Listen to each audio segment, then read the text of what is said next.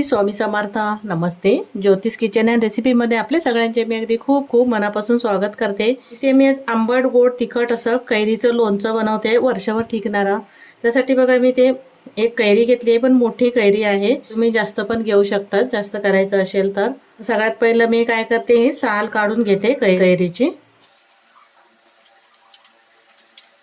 हे साल ठेवायची नाही, त्याच्यामुळे थोडं कसं तुरट असं कडवटपणा येईल, त्याच्यामुळे मी साल पूर्ण काढून घेते. मी इथे कैरीचं साल काढून घेतलं आहे.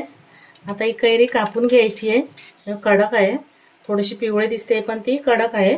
आणि असे पातळ पातळ आपल्याला कापून घ्यायचे. मध्ये थोडे 2 भाग करते, अजून जास्त जाड पण नाही ठेवायचे, थोडेसे पातळच करून घेते मी.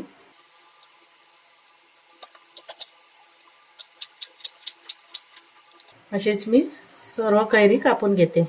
इथे मी बघा सर्व कैरी कापून घेतली. हे पारंब आहे, तर पण थोडं थोडं असं हे काढून घेते मी. पूर्ण काढून घेतलंय आणि असे पातळ काप करून घेतले. जास्त जाडे पण नाही ठेवले आहेत बघा. आता हे बाजूला करते मी थोडं. आता ज्या भांड्यामध्ये कैरी करायची आहे, शिजवायची आहे, ते भांडं मी कढई घेतली आहे आणि त्याच्यामध्ये मी अर्धी वाटीभर एवढेच गूळ घालून घेते.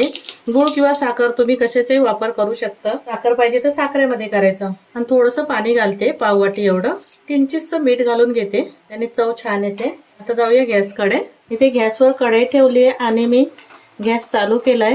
गोड कितपत पाहिजे बघायचं. कैरी म्हणजे जास्त आंबट आहे किंवा कमी आहे आंबट, त्याप्रमाणे तुम्ही गोड घालू शकतात. मी इथे थोडीशी साखर घालून घेते, 1-2 चमचे एवढी. आणि ही कैरी जास्त आंबट नाहीये, थोडीशी आंबट म्हणजे कमी आहे. आंबट आहे पण थोडीशी कमी आहे, त्यामुळे मी गोड थोडंसं कमी घातलंय. तुम्ही तुमच्या आवडीप्रमाणे घालू शकतात गोड. हे गूळ पूर्णपणे मी विरघळून घेते.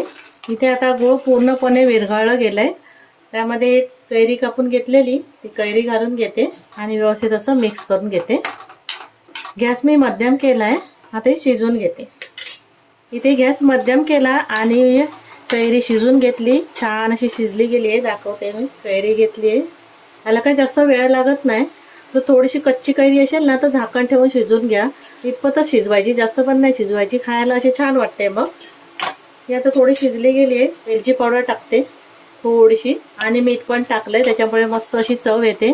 आणि थोडंसं असं ना हे ओलसरच राहायचं, जास्त सुकं नाही करायचं. हे पाक असंच राहू द्यायचं, त्याने खायला छान वाटतं असं. आणि थंड झाल्यावर थोडंसं घट्ट होईल ते.